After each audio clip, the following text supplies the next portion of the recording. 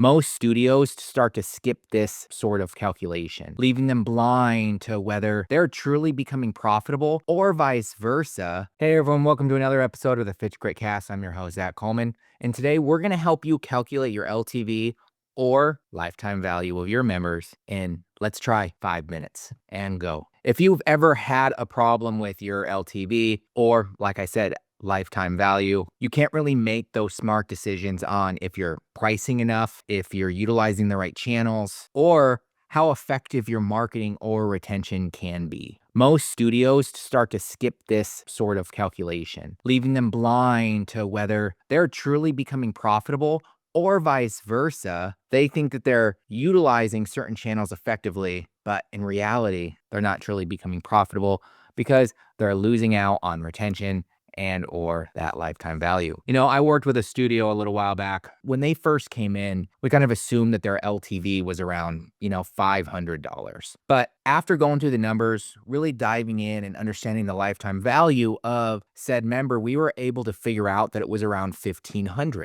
That meant we were able to build more marketing strategies more confidently and help his acquisition scale faster based off channel, based off spend, et cetera, et cetera, et cetera. Instead of him just paralyzing, either overspending or underspending within different forms of marketing. So today we're going to cover these 4 things. We're going to go really fast through these. If you'd like, you can go down into the description and you can download our LTV/CAC calculator. And then on our next video, we will go through the ratio between customer acquisition costs and your LTV. So for this one, we're just going to kind of give you an understanding of that LTV. So we're going to go fast. Step number 1, monthly revenue per member. Number 2, average membership lifespan.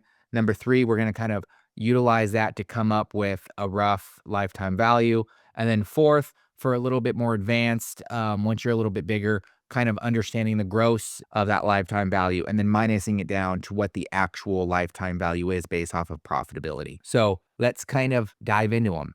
Step number 1, really understanding your monthly revenue per member. As I said earlier, this client assumed that his membership cost was about $500. Why? Because he kind of looked at the value of his members based off of a month value, right? You spend $150 on marketing, or you spend $500, you get a client for, let's say, a membership of $150. But to really come up with your overall monthly revenue per member, you need to kind of dive in and look at all your packages. How many different types of packages are you doing? Are you doing semi-private?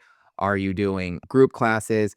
Are you doing one-off classes, et cetera, et cetera? And you want to average out all of your members to kind of come up with a rough idea of what is your average membership cost. This is going to actually help you really dive in and go into further things down the road, like which services should we cut? Which one should we keep? Which one should we raise in price? But coming up with this average is going to help you determine not just your lifetime value, but how to leverage it in different aspects. So we're going to kind of give an example here, and we're going to say that lifetime value of a client for, let's say, a boutique studio is around $150. So we're going to stick with that $150. That is their average cost per membership per month overall between all their packages. So we say $150. Then we're going to kind of look into step 2 here, which is understanding the average membership lifespan. How long do these members really stay? Now, if you're averaging out based off this overall average, you can also separate these out and channels, different types of marketing campaigns, different types of packages and price points as well.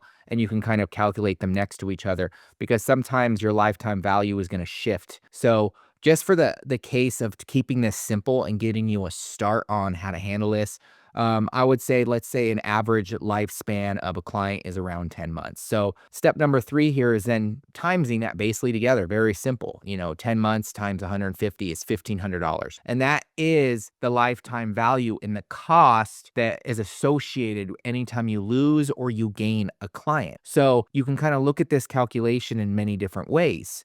You can kind of take the lifetime value of a member and you can utilize it to understand, okay, now if we're focusing on Facebook, for instance, versus, let's say, Google versus direct mail, and those are your 3 marketing directions, you can actually sit down and divide the cost out and understand how long that channel of members is staying with you.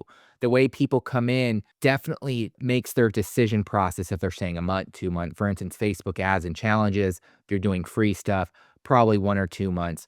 So if looking at this as an example on step 3, if you had a Facebook, let's say a Facebook, you had, let's just say 150 leads come in, you sold 2 leads, you spent $3,000, and we'll get into the ratio in the next video, but $3,000, you sold 2, that would be $300, that would be 150 per, but they're only staying 2 months. That's $300. That means you really made $600 overall off of 1 month set of budget, which means you're not going to make any money. Now, vice versa, if you're looking at, like, let's say Google, and you're actually spending more money on advertisement, let's say you're spending that same $3,000 and you're seeing just less leads come in, let's say 20 leads, but you're actually selling, let's say 5 of those people. Let's just do 5 times 10. So that's $5,000 per member. And then, that you times that by 5, that's $25,000. So that if you're going to spend $3,000 a month,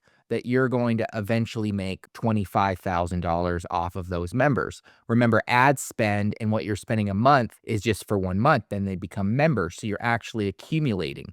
So that's just a very simple way. And I just tried to do a really fast example there of how you can come up with your lifetime value of a member and how it can actually be affected by different channels. Now, lastly, and for the more experience, let's talk about factoring that profit margin. If you've sat down and understood your overall, gross LTV, which, like we said, would be $1,500 in this scenario, and then you take that and you take out any of your additional expenses, employees, for instance, not necessarily, kind of somewhat take out your marketing too. You kind of take those out and you come up with your profit margin. What is your profit margin overall? Which is, we'll just say 50% in this case to be scenario. So then you would take that $1,500 and you get down to about $750. That $750 would then be considered your lifetime value, because now you're cutting out the marketing side of things and the employees and the other expenses to know that, hey, this is my lifetime value. This is the money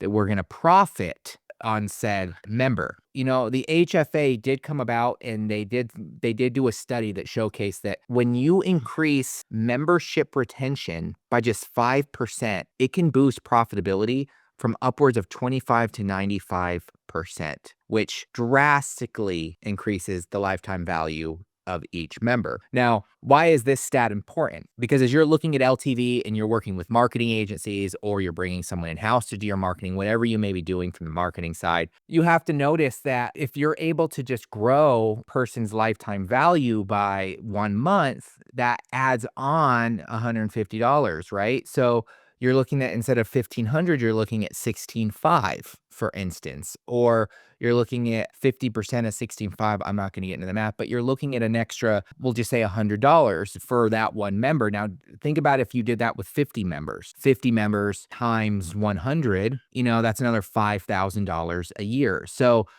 you can see how not necessarily thinking that your marketing is broken, but your retention, and how you can do other stuff internally to try to increase your lifetime value of said member. A lot of that stuff does start out front. And if you'd like to know more, we do partnership with LoyalSnap. If you want to come in and have a conversation about how you can have a member retention email system kind of set up, not just for you in one location, but multiple locations, that emphasizes your brand messaging and really aligns with helping to build that retention, we offer that at a discounted rate for all of our clients. So just, set up a call with me and we can talk about it further. But besides that, go down in the comment section, description, leave a comment. Have you figured out your LTV? Which platform tends to be the best for you?